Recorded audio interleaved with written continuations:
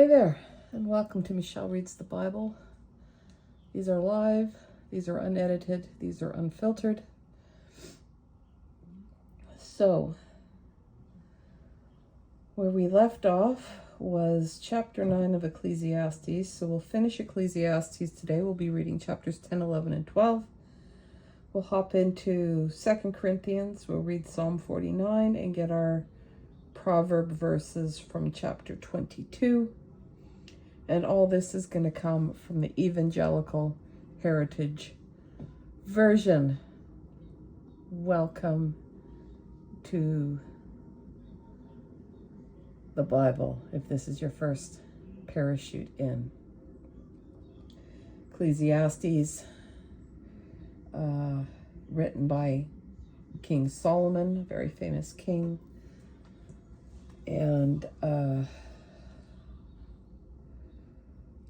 so we're going to pick it up. Ecclesiastes 10 verse 1, and we're going to go through to the end of chapter 12.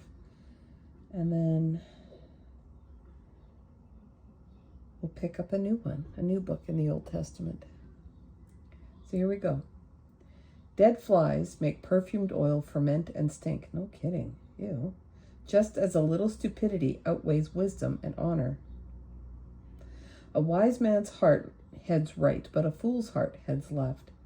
Even when a fool is walking down the road, he does not know where he is going, and he advertises to everyone that he is a fool. If a ruler's anger rises against you, do not abandon your post, because keeping calm puts serious sins to rest. There is an evil I have seen under the sun.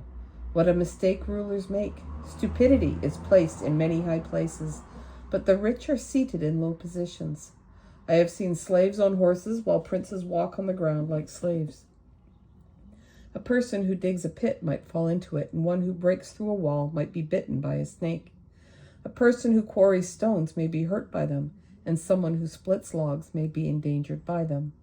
If the axe is dull and no one sharpens its edge, the person chopping must apply more strength. But an advantage of wisdom is that it gives success.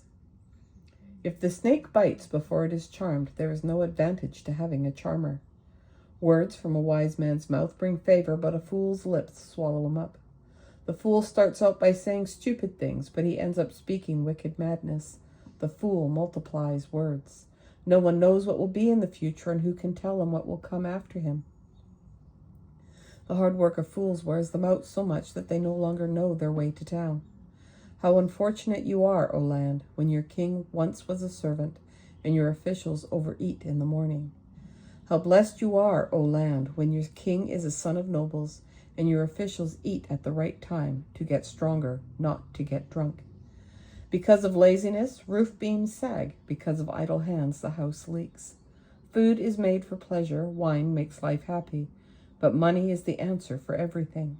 Do not curse the king even in your thoughts, and do not curse a rich person in your bedroom, for a bird in the skies might carry your voice, or a bird in flight might reveal the matter. Cast your bread on the surface of the water, then after many days you will find it again. Put part of your investment into 7 or even into 8 ventures, for you do not know what disaster might come upon the land. If the clouds are full, they pour out rain on the earth. Whether a tree falls to the south or to the north, wherever it falls, there it will lie. Whoever keeps watching the wind will never sow, and anyone who keeps looking at the clouds will never reap. Just as you do not know the path of the wind or how bones form in the womb of a pregnant woman, so you do not know the work of God who makes everything. In the morning sow your seed, and at evening do not let your hand rest, for you do not know which effort will succeed, this one or that, or if both of them will be equally good. Light is sweet, and it is good for eyes to see the sun. Yes, even a man lives many years. In all of them let him find joy. But let him keep in mind the days of darkness, for they will be many. Everything that is to come is vapor. Young man, be happy while you are a child, and let your heart make you glad during the days of your youth. Walk down the roads on which your heart leads you, and on the way your eyes see. But know that for all these, God will bring you into judgment. Put frustration out of your mind and ignore the troubles of your body, because youth and the dawn of life are vapor. So remember your Creator in the days of your youth, before the bad days come and the years arrive when you will say, I have no delight in them. Before the sun and the light of the moon and the stars are darkened, before the clouds return after the rain. Before the day when the watchmen of the house tremble and the strong men are bent over, and the women who grind grain cease because they are few, and those watching through the windows can barely see. Then the double doors to the street are shut as the grinding of the mill grows quiet. A person wakes up at the sound of a bird, but all the sounds of music are muffled. Then they fear heights and terrors along the road. The almond blossom becomes white. The grasshopper drags himself along, and the caperberry has no effect. Why? Because the man is heading to his eternal home, when the wailing mourners will go around the street. Remember your Creator before the silver cord is snapped and the golden bowl is broken, before the jar is shattered by the spring and the water wheel is broken by the well. And the dust goes back into the ground just as it was before, and the spirit goes back to God who gave it. Nothing but vapor, said Ecclesiastes the speaker. It is all vapor. Besides being wise, Ecclesiastes taught the people knowledge, and he weighed, collected, and arranged many proverbs. Ecclesiastes searched to find just the right words. What was written was honest. They were true words. Sayings of wise men are like cattle prods, and those sayings collected by experts are like firmly fixed nails given by one shepherd. My son, be aware of anything in addition to these. There is no end of making many books, and much study wears out the body. This is the conclusion of the matter. Everything has been heard. Fear God and keep his commandments. For mankind, this is everything. Yes, God will bring everything that is done into judgment, including everything that is hidden, whether good or evil. And that is the end of Ecclesiastes. Now, 2 Corinthians chapter 8, and we'll read the first 15 verses. Now, brothers, we want you to know about the grace of God that was given in the churches of Macedonia.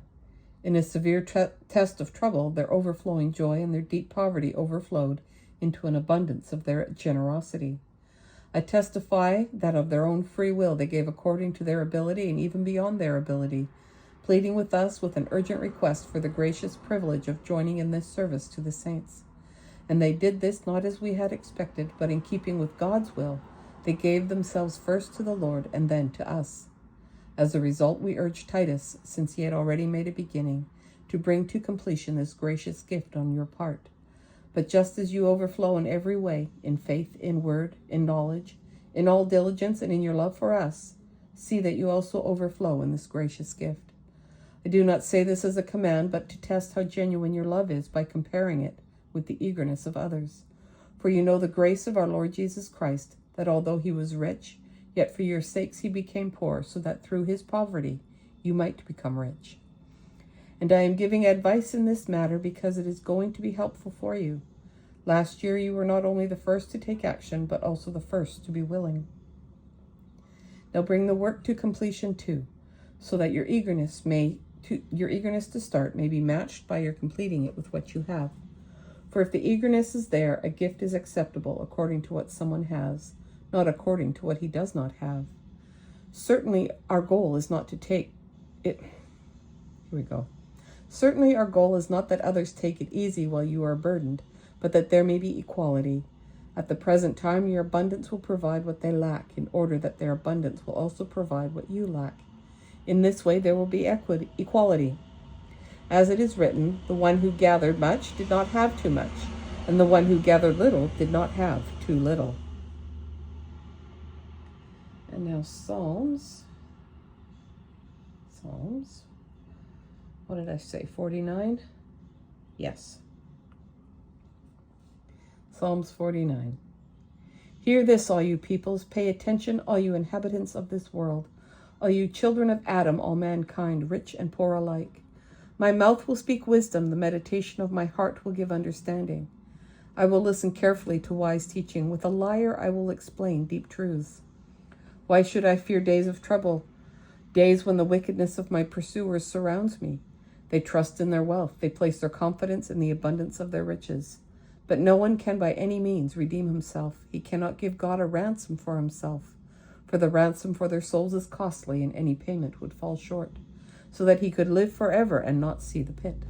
Yes, we can see that wise men die, the fool and the senseless alike perish, and they leave their wealth to others. They think their house will remain forever, their dwellings for generation after generation, because they named lands after themselves. But man, though he has riches, does not even spend a night here. He is like the animals that perish. This way of theirs is foolishness, but their followers approve of what they say. They are like a flock destined for the grave. Death will be their shepherd. The upright will rule over them in the morning. Their bodies will be consumed by the grave, far from their mansions. But surely God will redeem my life from the power of the grave. Yes, he will take me to himself. Do not be afraid when a man grows rich, when the glory of his house increases, because when he dies he cannot take anything along. His glory will not go down with him. Throughout his life he congratulates himself.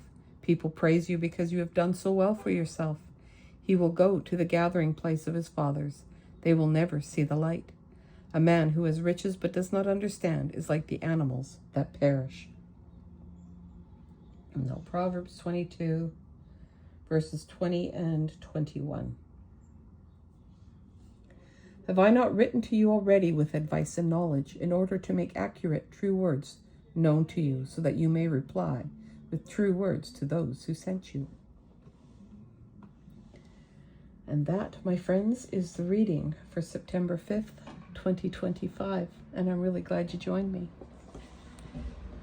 I hope you have an awesome day. And I hope to see you on the next one. Bye for now.